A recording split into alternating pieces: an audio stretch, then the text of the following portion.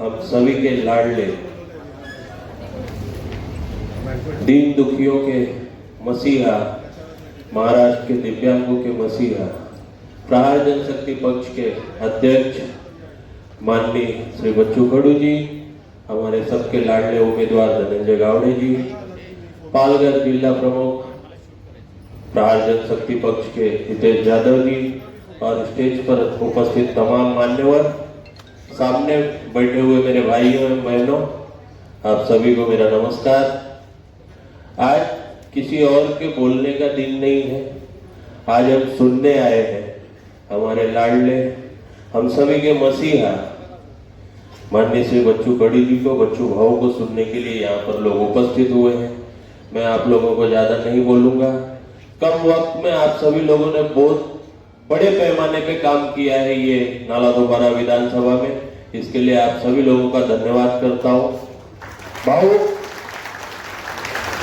नाला दोबारा विधानसभा ये वसई तालुके में समस्याएं तो बहुत है, हमने आपसे अभी चर्चा भी की और आप खुद जानते भी हैं। इन समस्याओं का एक ही समाधान है, समाधान हम वसई तालुके के लिए लेकर के आए हैं। ये सारी समस्याओं का एक उपाय बच्चू भाऊ वो आपके पास में आ चुके हैं।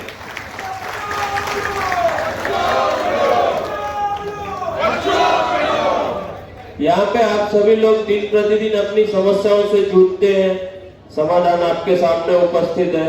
आने वाले 20 तारीख को आप लोगों को क्या करना है मुझे बताने की जरूरत नहीं, ज्यादा बोलूंगा नहीं, बोलने के लिए अन्य समय है। सिर्फ आज हम सुनने के लिए बैठे हैं, आप सभी जिसको सुनने के लिए बैठे हैं थोड़ी देर में आपके सामने प्रस्तुत होंगे। धन्यवाद मुझे बुलाया इसके लिए। जय हिंद, जय महाराष्ट्र। आराध्य दैवत शिवछत्रपती महाराष्ट्राचे किंबहुना या भारताचे आधुनिक विचारवंत असं ज्यांना आपण म्हणू, असे महात्मा ज्योतिबा फुले, आरक्षणाचे जनक राजर्षी शाहू महाराज, सर्वांना माणूस म्हणून जगण्याचा हक्क देणारे आणि ज्या घटनादत्त अधिकारांनी आपल्याला अलंकृत केलंय असे महामानव डॉक्टर बाबासाहेब आंबेडकर, मराठी मनाचे मानबिंदू हिंदू हृदय सम्राट श्रीमान बाळासाहेब ठाकरे या सर्वांना वंदन करतो।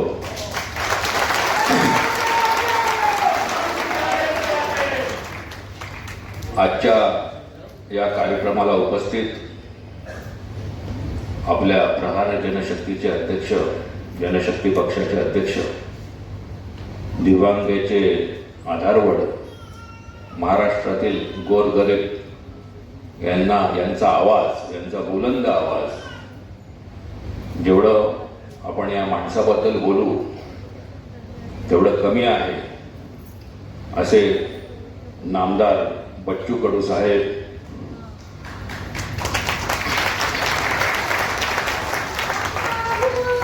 बच्चू कडू असं आहे की आज या 132 नालासोपारा विधानसभा निवडणुकीच्या प्रचारार्थ आज आपल्या पक्षाचे अध्यक्ष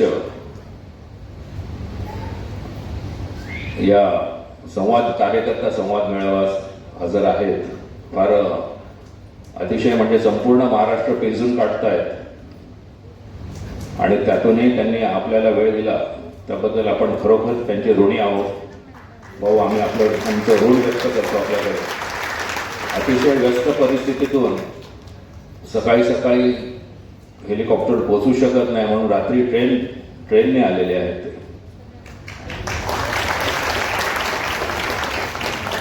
भाऊ, आज आम्ही सगळे आपल्याला ऐकण्यासाठी आतुर झालेलो आहोत। वेळेची मर्यादा आहे, कारण पुन्हा भावना 12:15 हेलिपॅडपर्यंत पोहोचायचं आहे। फक्त एकच सांगतो, या सभेमध्ये मी तमाम वसईकरांना, नालासोपारा विधानसभा एक त्यातला एक भाग आहे, पण मी वसईकरांना एकच सांगेन की बच्चू कडू नावाचं वादळ वसईच्या दरवाजाशी आलंय।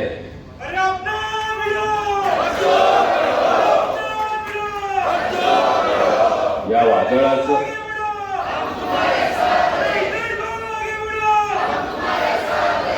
या वादळाचं स्वागत करा. या वादळाचं यासाठी स्वागत करा कारण वसईच्या हिताचे, वसईच्या विकासाचे दरवाजे कोणी उघडू शकत असेल तर ते फक्त बच्चू भाऊकडे उघडले.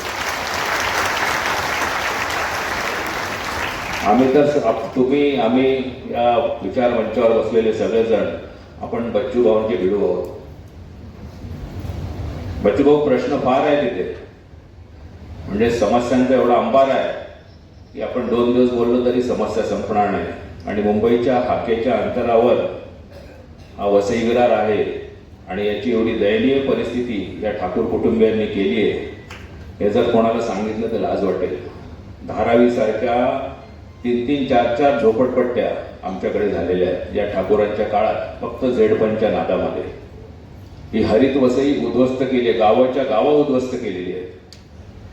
अशा ठिकाणी लोक राहतात भाऊ की तिथे माणसं राहू शकत नाहीत. अशा ठिकाणी माणसं राहत आहेत. रस्ते नाहीत, गटर नाहीत, गटर घरासमोरून चाललंय.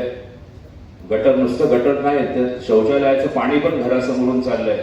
पाणी नाही, पाण्याच्या पाईपलाईन त्यातनं जात आहेत जर पाणी असेल तर. प्रचंड आम्हाला 10,000, 15,000 महिन्याचे इन्कम असणारे इथे प्रचंड फार मोठ्या प्रमाणात लोअर इन्कम मिडल क्लास राहतो सर. 1.5-1.5, 2-2 लाख रुपये हॉस्पिटलची बिलं भरायची आणायची कुठून? यांची खाजगी हॉस्पिटल झाली ठाकूरांची, ठाकूरांच्या खाजगी शाळा झाल्या, ठाकूरांच्या खाजगी मोठी मोठी महाविद्यालय झाली. अजूनही सर्वसामान्यांना शिकण्यासाठी महापालिकेतर्फे भाऊ शाळाही नाही आणि हॉस्पिटलही नाही. अवस्था फार बिकट आहे. आपण वसईकर आपल्याकडे या सर्व समस्यांवर उपाय म्हणून बघतायत भाऊ. मी जास्त बोलणार नाही कारण आज आपण सगळे भाऊंना ऐकायला आलो. भाऊंना आपण शुभेच्छा देऊया की भाऊ आणि भाऊ मी तुम्हाला सांगतो, महाराष्ट्रामध्ये 4थ्या किंवा 5व्या क्रमांकाचा पक्ष म्हणून भाऊंचा पक्ष या 23 तारखेला येणार आहे.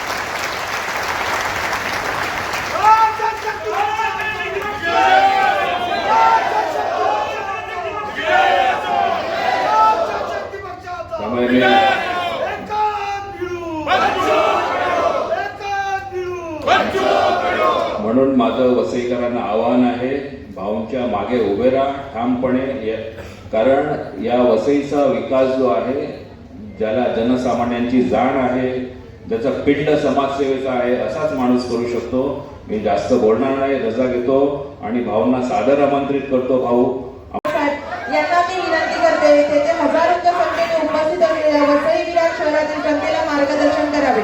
आज वेळात वेळ काढून भाऊंनी आपल्याला भेट दिलेली आहे आणि वसई विरारच्या विकासाची अनेक कामे, अनेक गोष्टी आहेत जे भाऊ त्यांच्या मार्गदर्शनाद्वारे आपल्याला करणार आहेत. मी भाऊंना विनंती करते की त्यांनी येऊन इथे त्यांचे मनोगत व्यक्त करावे.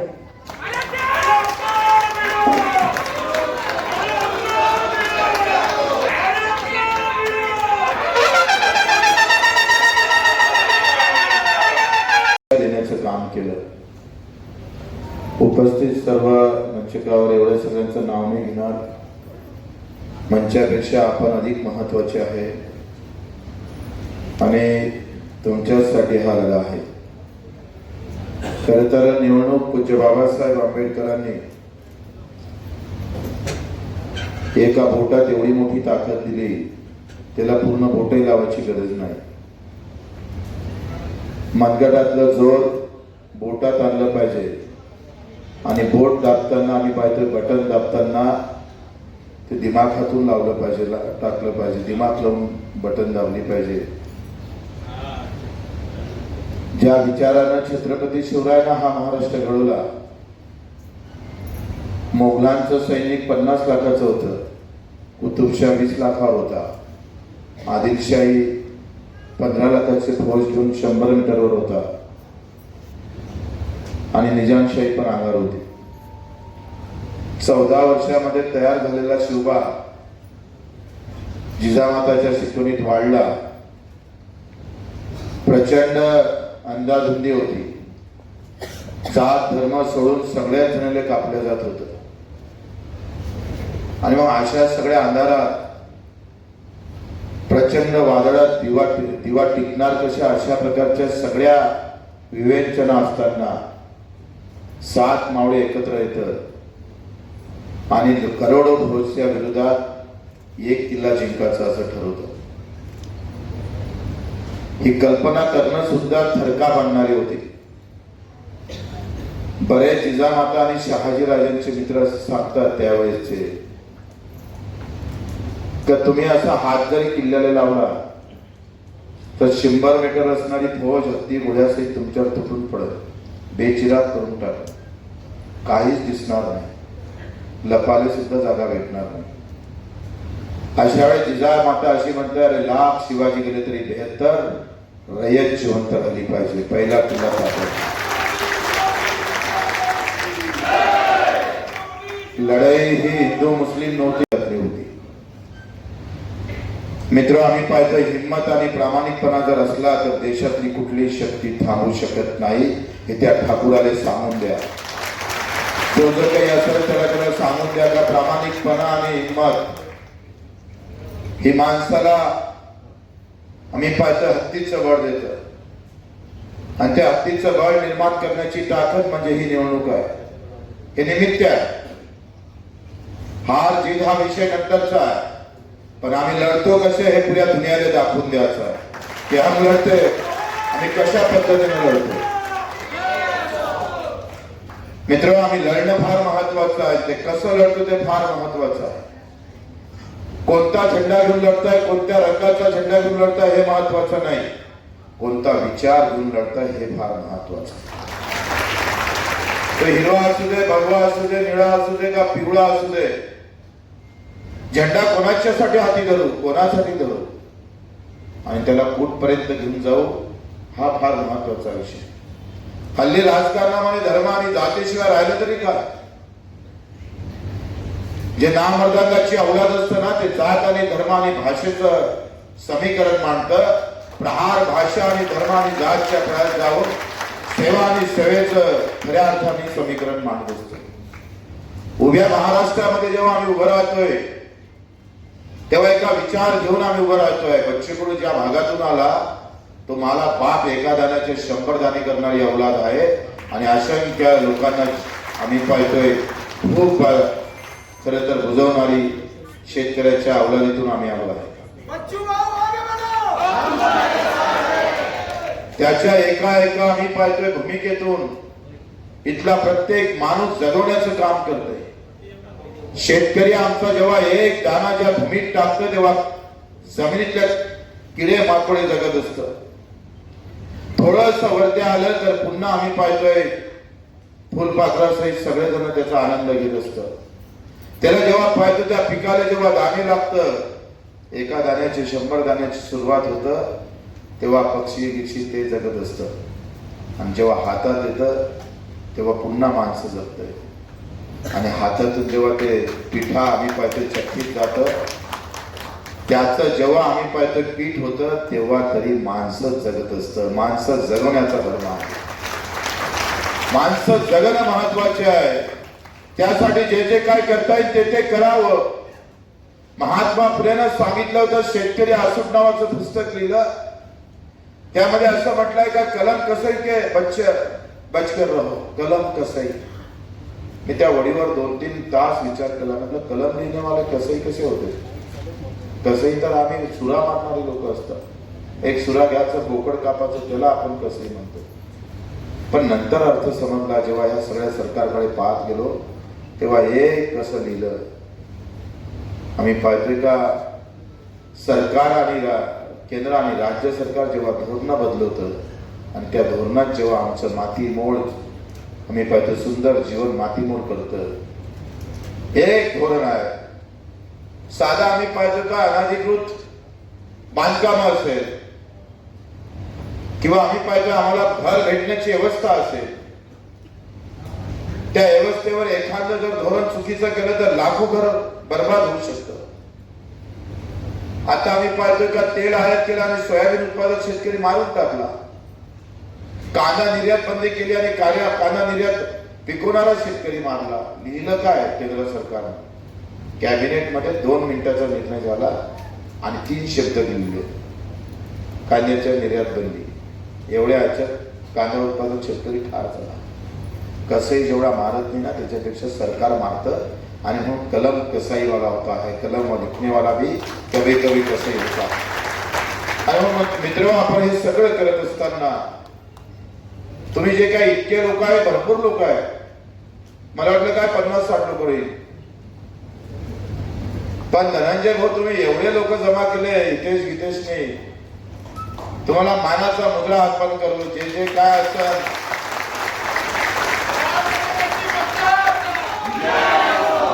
ते बाजी व्हा, तानाजी व्हा. आला टाइम तर भगतसिंग डोक्यात घ्याला, राजगुरू डोक्यात घ्या. 24व्या वर्षी भगतसिंग आम्ही पाहिलं हसत हसत फासावर जात. आम्हाला फासावर जायची गरज नाही, फक्त खंबीरपणे उभं राहण्याची गरज आहे. तेवढं जर तुम्ही केलं तर निवडणूक हाती आल्याशिवाय राहणार नाही. मुंबई ही देशाची आम्ही पाहिजे का आर्थिक राजधानी असणाऱ्या, जवळ असणाऱ्या वसई शहरामध्ये अजूनही पिण्याचं पाणी भेटत नसेल. ठाकूर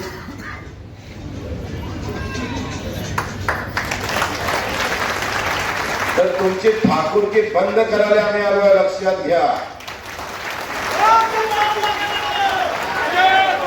तुम्ही सामान्य माणसावर जेवढी दादागिरी कराल, बच्चू कडू नेतावर अधिकारी को थोडा डरता है. अरे आम्ही सीएमच्या आणि पीएमच्या गावात सुद्धा जाऊन तिथं झेंडा रोवणारा बच्चू कडूची प्रहार आहे. तुम्ही सामान्य माणसावर दादागिरी करा, आम्ही तुमच्यावर दादागिरी करू सांगतोय. जो सामान्य माणसाला त्रास देत याच्यासाठी काही पण आणि कुठेही पण 350 गुन्हे दाखल आहे बच्चू कडूवर. देशातल्या सगळ्यात जास्त गुन्हे दाखल असणारा एकमेव आमदार म्हणजे त्याचं नाव बच्चू आहे. गर्वाने याच्यासाठी सांगतोय का एकही गुन्हा स्वतःसाठी नाही, आमच्या दिव्यांग बांधवांसाठी, शेतकऱ्यासाठी एकही गुन्हा स्वतःसाठी. तेव्हा आमचा सामाजिक न्याय मंत्री राम मोघे जिया धरून काढत नव्हता. आम्ही घरात घुसलो आणि 4 दिवस मुक्कामी होतो. हे आमचे नाईक आमच्या रामदास कोटा येते. 4 दिवस मंत्री घराच्या बाहेर आणि मंत्र्याच्या घरी. आणि मुख्यमंत्र्याचा फोन आला म्हणे मी 2 दिवसांनी येतो. म्हटलं आता 1 तासानं जर आले नाही तर तुमच्या घरात घुसल्याशिवाय राहणार. सामान्य माणसाचा आवाज विधानसभेमध्ये आम्ही कधी कमी पडू दिला नाही. जेव्हा जेव्हा सामान्य माणसाच्या विरोधात सरकार उभं राहिलं तेव्हा एकटा होता, पण आम्ही पाहतोय 100 को भारी था बच्चू कडू काम करतो. तुमचे 3 आमदार आहेत आणि एकही आम्ही पाहतो 3ही आमदारांनी एकही गोष्ट त्या विधानसभेत साधी मांडली जरी असेल ना तर आम्ही काही हरवले तयार आहोत. मित्र, सामान्य माणसाच्या प्रतीच्या भावना त्या फार महत्वाच्या आहेत. श्रीकृष्णानं म्हटलं होतं का सेवा धर्म भाव से भी बड़ा होता है सेवा भाव. अगर समाज के बीच में अगर सेवा नहीं है तो फिर कोई अर्थ नहीं है धर्म से. माँ और बेटे के बीच अगर सेवा नहीं तो वो रिश्ता भी टिक नहीं सकता. सेवा बहुत महत्वपूर्ण होता है. और मतदार और विधायक के बीच में अगर सेवा नहीं है तो वो राजनीति में कोई फायदा नहीं है. श्रीकृष्णाने जे सांगितलं धर्मभावापेक्षा सेवाभाव महत्वाचा आहे. मित्र, पैगंबरनं सांगितलं, मोहम्मद पैगंबरजीनं सांगितलं कि पड़ोसी अगर भूखा है तो 10 नमाज पढ़ने से कुछ फायदा नहीं होगा. पहले पड़ोसीला जीव घाला, त्याचं भूक बुजवा. ही अशी भूमी आहे. तुकाराम म्हणतो जे का रंजले गाजले त्यासी म्हणे जो आपुले तोची साधू ओळखावा देव त्यासी जाणावा. म्हणून आमचा नेता दिल्ली मुंबईत नाही तर आमचा नेता इथं बसलेला आहे. याला आम्ही नेता समजतोय. तुम्ही म्हणाल तेव्हा उठू, तुम्ही म्हणाल तेव्हा बसू.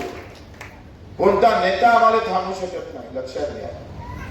आणि म्हणून ही लढाई या निवडणुकीच्या माध्यमातून जोरदार लढायची आहे. धनंजय नावासारखा एक चांगला सेनापती आम्हाला भेटला आहे, सच्चा कार्यकर्ता भेटला आहे. त्याच्या जोडीला आम्ही पाहतोय हितेश आहे, त्याचे मित्र आहे. क्रांती भाऊ सगळ्या काही 2000-3000 लोक मिळून केले नाही. बाबासाहेब एकटे उभे राहिले, क्रांती तयार झाली. महात्मा ज्योतिबा उभे राहिले, आम्ही पाहतोय सावित्री उभी झाली. तेव्हा आम्ही पाहतोय महिलांच्या हाती पेन आणि कागद गेला, हे एकानंच केलं. जिजामाता आणि छत्रपतीने उभे राहिला, रयतेचं राज्य निर्माण केलं. एक किल्ला घेताना आम्ही पाहतोय दानोदान झाले असले तरी 350 किल्ले आम्ही पाहतोय 30 वर्षात बांधणी केले. हा महाराष्ट्राचा इतिहास आहे म्हणून घाबरून जायची काही गरज नाही. आणि आपल्याकडून अपेक्षा त्याच आहे का जरी मोठी सभा घेताना आली तरी तुमच्यावर आमचा विश्वास आहे. तुम्ही आम्ही पाहतोय एक सौको भारी आहे. तुमच्या माध्यमातून जो तयार होईल ना भाऊ, तो या मातीचं रक्षण केल्याशिवाय राहणार नाही. आमच्या सामान्य माणसाला खऱ्या अर्थानं ताकद दिल्याशिवाय राहणार नाही. मित्र, ही लढाई लढताना आता मला सांगितलं धनंजयनं का एका टँकरसाठी एका सोसायटीला पाण्यासाठी 70-80 लाख द्यावं लागतं. ते ग्लोबल सोसायटी असते का अनेक 50% शहराला पाणी आपण टँकरनं देतो. मी तर ऐकूनच हैराण झालो. म्हटलं आदिवासी भागात, गडचिरोली त्या भागात म्हटलं असतं तर मान्य केलं असतं. पण देशाची आर्थिक राजधानी असणाऱ्या 100 किलोमीटरच्या आत असणाऱ्या वसई विरारला जर आम्ही टँकरनं पाणी द्यायची वेळ असेल तर हे मात्र गंभीर आहे. आणि धनंजय भाऊनं अतिशय चांगला तोडगा काढला आहे. आम्ही ह्या सगळ्या त्यातलं खास करून गोवर्धन सोसायटी आहे त्याला 3 महिन्याच्या आत पाणी देऊन नाही भेटलं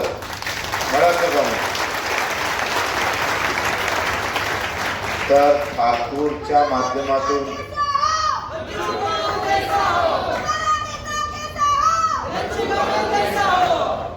ठाकूरच्या हॉटेलला किंवा इस्टेटला जे पाणी जाते ते कनेक्शन तोडल्याशिवाय राहणार. आम्हाला पाणी नाही तर तुला पाणी नाही. म्हणजे आम्ही टँकरनं घ्यायचं, तू नळा नव्हताच. आणि अशी परिस्थिती असेल तर जशाच तसं आहे.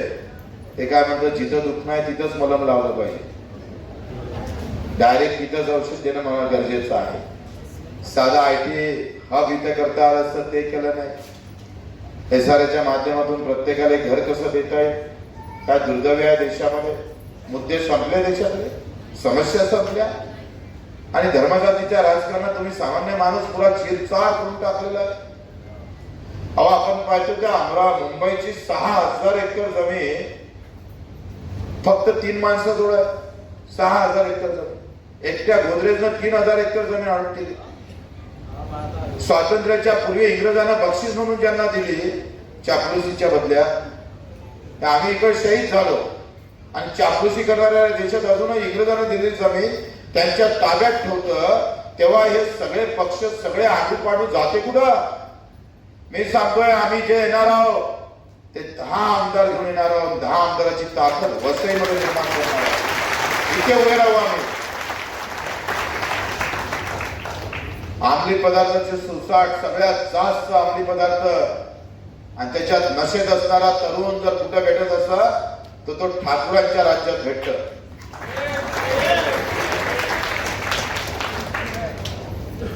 पण तुम्हाला मत मागताना लाज नाही वाटत का? आम्ही याच्यापैकी काही जर करत नसल तर आम्ही पाहतोय नशामुक्त तरुणांची फौज सुद्धा आम्हाला उभी करावं लागेल. जी फक्त निवडणुकीसाठी आम्ही पाहतोय वापरून आम्ही पाहतोय स्वतःचं भलं करण्याचं काम करत असतात. तर या सगळ्याच्या विरोधात आपल्याला उभं राहावं लागेल. मित्र, सांगण्याजोगतं भरपूर आहे, समस्या भरपूर आहे. पण आम्ही सांगतोय आम्ही जिंकणार तर नक्कीच आहोत.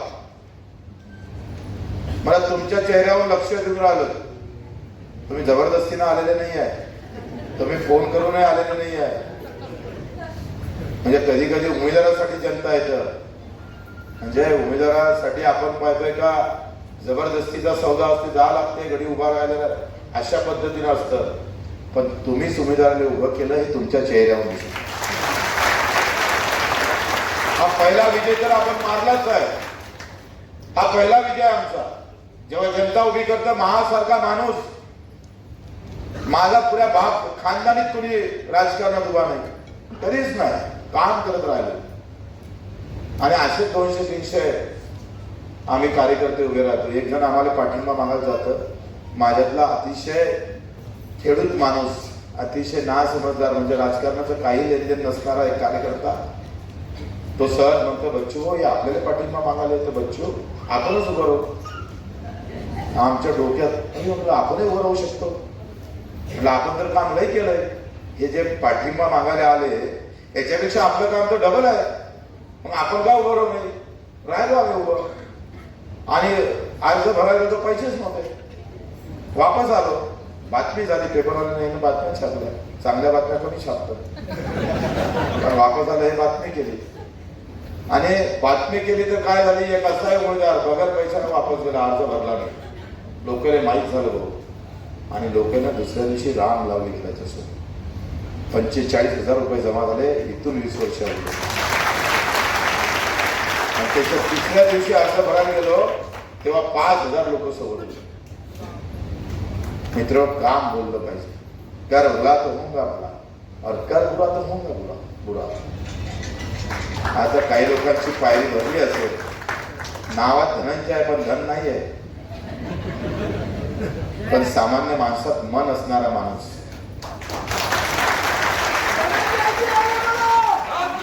प्रचंड आघात झाल्यानंतर सुद्धा न डगमगणारा माणूस, 1 इंच सुद्धा मागं सरकला नाही.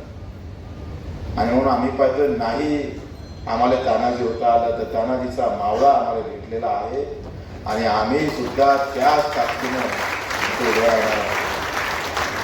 दर 2 महिन्यानं आम्ही येऊ, मजबूत राहू. हितेश असेल, प्रचंड काम हितेशनं सुरू केलं. मला ते भीती वाटायची, जेव्हा भेटलं तेव्हा 10-15 जणच होते. आणि तू वसईत एवढ्या मोठ्या सगळ्या शहरात तू 10-15 जण काय करशील, मला विश्वासच वाटायचा नाही. 2 वर्ष मी लक्षच दिलं नाही.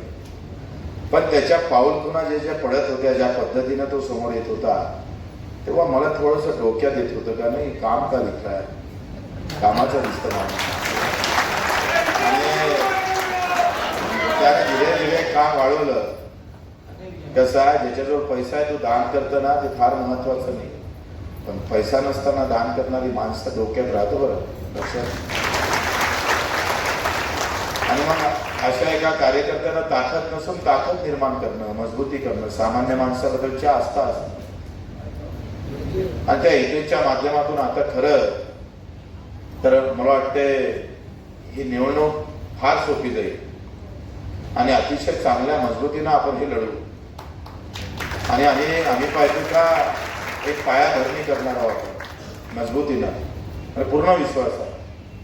कसं होतं, मी 25 वर्ष फक्त चेहरा ओळखतोय, चेहऱ्यावरचे त्याच्या मनातून आलेले बोल आणि फक्त तोंडातले बोल आम्हाला समजतं. एवढी चांगली जोडी आहे जय और गुरु की.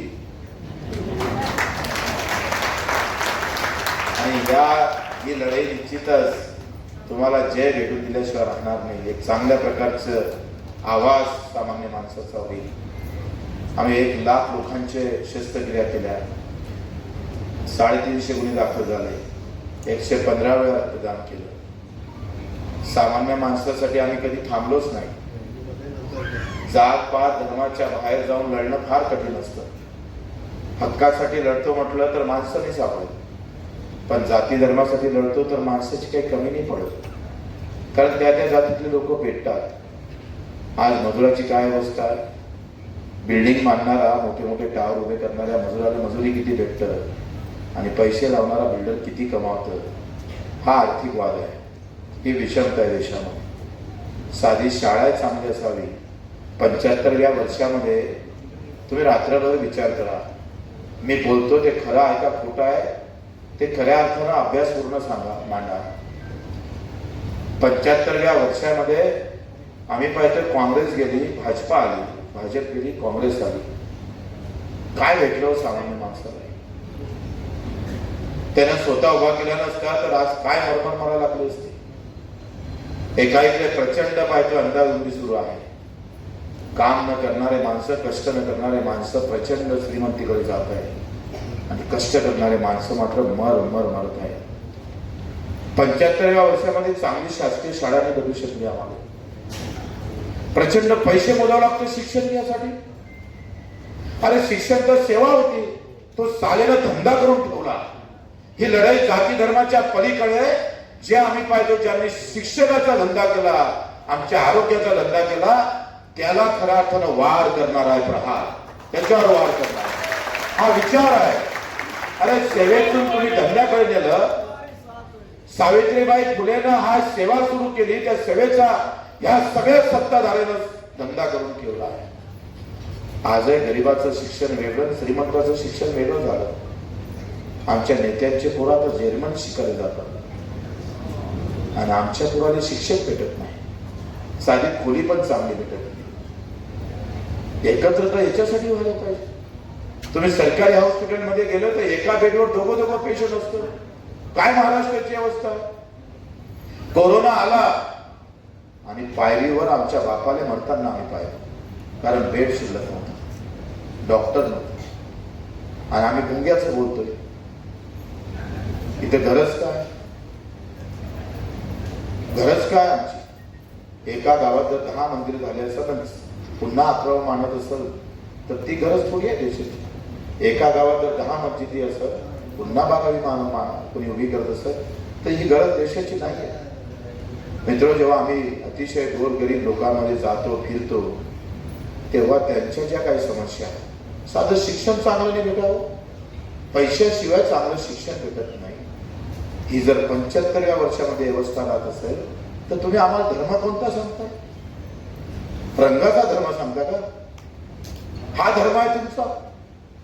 याला अर्थ याचा धर्म तुम्हाला, तुमच्या मतलबाचा धर्म तुम्ही सांगताय. खरा धर्म आम्ही पाहतोय तो लोकांपर्यंत न्यायचा आहे.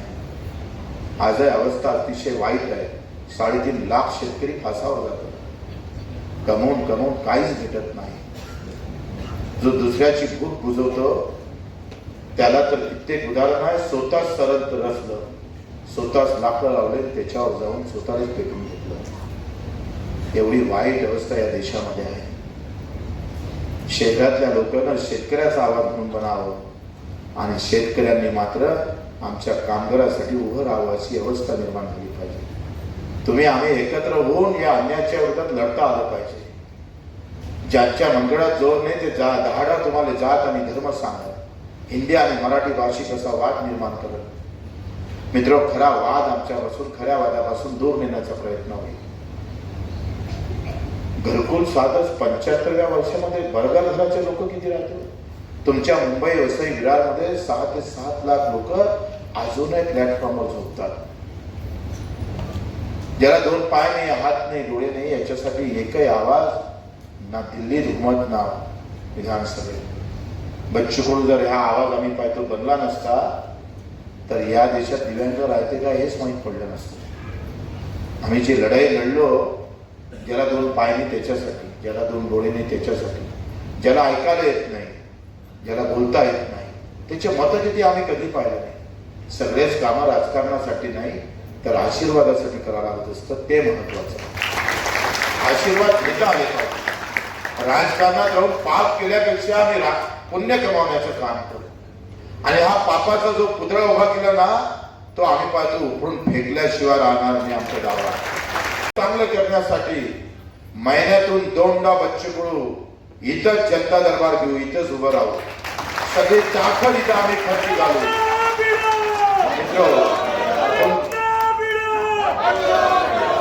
तुमच्या ताकदीची गरज आहे, आशीर्वादाची गरज आहे. जे जे काय असेल त्यांनी एकत्र होऊ. मी पाहतो पहिली निवडणूक मी हारलो आणि 8 दिवस कार्यकर्ता घरी गेला नाही, रडत होता. कुठं 200 किलोमीटर पायी चालले गेले. इतका संताप होता, इतकं दुःख होतं. आम्ही शोधून एकाला आणलं आणि एवढ्या ताकदीनं कामाला लागलो, प्रचंड ताकदीनं. आज पुऱ्या महाराष्ट्रात गवसणी घालतोय. महाराष्ट्रातल्या सामान्य लोकांचा आवाज होतो आहे. मित्र, काम आणि कामाशिवाय दुसरं काही माहीत नसलं पाहिजे. पैसा कमावले तर कुठल्याही माध्यमातून पैसा कमावता येतो. पण आशीर्वाद घ्यायला प्रचंड मेहनत, प्रचंड प्रामाणिकपणा पाहिजे असतो. तो आम्हाला मिळवता आला आणि म्हणून आपण पाहतोय का या माध्यमातून एक चांगल्या कार्यकर्त्याची फौज इथं तयार झाली. मला अतिशय आनंद आहे. एका गावात राहणाऱ्या माणसासाठी तुमच्यासारख्यातले शुद्ध आणि शहरातले लोक आमचा आवाज जेव्हा घेईल तेव्हा सगळ्यांचा आवाज मोठा झाल्याशिवाय राहणार नाही, अशा प्रकारची अपेक्षा करतो.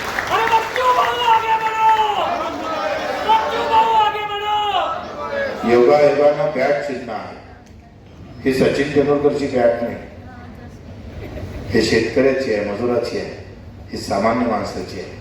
ही अन्यायाच्या विरोधात फिरणारी बॅट. हा फक्त चेंडूच मारायचा नाही आहे, जे आडवे येईल त्यालाही ठोकायचा आहे. आणि योगायोगानं 5वा नंबर आहे आणि मलाही 5वाच नंबर आहे. आम्ही ठरवलं नो बॉलवर चौका मारायचा आहे, म्हणजे आउट पण होणार नाही आणि रन पण काढू. आणि म्हणून आपल्या सगळ्यांना आमचं पाटील असेल सगळ्यांचा मी आभार मानतो, सगळ्यांना धन्यवाद देतो. आणि रात्रीची वेळ मध्ये देता आली नाही त्याबद्दल माफी मागतो. येत्या काळात निश्चितच, कारण तुम्ही दिवसात कमी वेळात एवढे लोक जमा केले आणि मी जर तुमच्या म्हटल्या वेळेवर आलं असतं तर त्याचं अधिक तुफान आलं असतं, पण ते येता आलं नाही कारण बऱ्याच लोकांना वेळ आमचा ॲडजस्ट होत नव्हता. म्हणून धनंजयजी आपण पहिलेच न घबरणाऱ्यापैकी आहे. म्हणून आपण सर्वांनी अतिशय मन लावून स्वतःला कमी न समजता आखरी ते आम्ही पाहतो 5 हॉर्सपॉवरची मोटर लावून फिरत असेल किंवा ते मोठ्या गाड्याने फिरत असेल पण त्याच्यात मन नसेल. मित्र लक्षात घ्या का मोगल नेहमी का हरत होते, कारण ते पैशासाठी काम करत होते. छत्रपतीचे सैनिक मात्र रयतेसाठी काम करत होते. हा फरक असतो आणि तो फरक या निवडणुकीत दिसल्याशिवाय राहणार नाही अशी अपेक्षा करतो आणि ते 2 शब्द संपवतो.